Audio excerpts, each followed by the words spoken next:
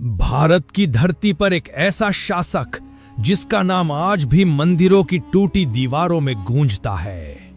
एक राजा जिसे लोग खूंखार, निर्दयी और अंध आध्यात्मिकता का दुश्मन कहते आए हैं। क्या सच में औरंगजेब ने धर्म और संस्कृति को कुचल डाला था?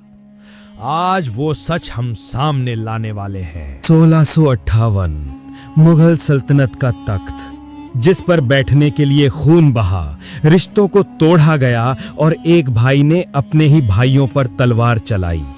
ये था औरंगजेब, एक ऐसा शासक जो ताज से ज्यादा अपने निर्दयी और अत्याचारी शासक है। ताज हाथ में आते ही उसने फैसला किया कि उसकी राजनीति का सबसे बड़ा रोग है हिंदू धर्म और उसके मंदिरों को खत्म करना। बनारस, मथुरा, काशी, उन शहरों में जो कभी शांति और भक्ति से भरे रहते थे, अचानक एक तूफान आया। एक तूफान जिसके पीछे था एक ही नाम, औरंगजेब। बहुतों का कहना है कि उसके फरमानों ने कई प्राचीन मंदिरों को निशाना बनाया।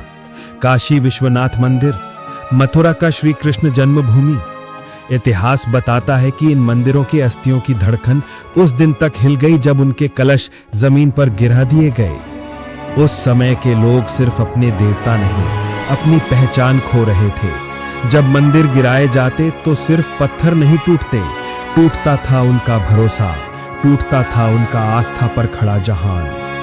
कई लोग घर से निकल पड़े अपने देवताओं को बचाने के लिए, कई तो जंगल तक भाग गए। पर एक सवाल सदा के लिए हवा में लटक गया कि एक शासक कितना अंधा हो सकता है धर्म के नाम पर। लेकिन भारत कभी चीख से दबता नहीं। आंधी के सामने जब पेड़ गिरते हैं, जंगलों के शेर जाग जाते हैं। मराठा, राजपूत, बुंदेलखंड के वीर सब एक हो गए। उनके लिए ये धर्म का नहीं, अपनी संस्कृति बचाने का युद्ध था। एक तरफ था शाही तख्त का अहंकार, दूसरी तरफ आम लोगों का दर्द। जब ऑपोजिशन बढ़ा, औरंगजेब और कठोर हो गया। कहीं जिजिया टैक्स बढ़ा दिया, कहीं कलाकारों विद्वानों को दबा दिया और कहीं धार्मिक संगीत पर भी पाबंदी लगाने की कोशिश की। एक शासक उस वक्त सबसे बड़ा होता है जब उसके लोग खुश हों, पर औरंगजेब के दौर में खुशी एक विरला चीज बन गई थी। और जब अंधेरा हद से बढ़ जाता है तो उजाला अपना रास्ता खुद बनाता है। 1707 में औरंगजेब की मौत के बाद मुगल साम्राज्य स्वयं टूटने लगा। जब शासक लोगों का दर्द नहीं समझ पाते तो इतिहास उन्हें याद नहीं रखता, सिर्फ उनका पतन लिख देता है। दोस्तों, इस कहानी का एक ही संदेश है, संस्कृति को तोड़ने वाले शासक आते जाते रहते हैं, पर धरोहर वही रहती है जो हम सब मिलकर बचाते हैं।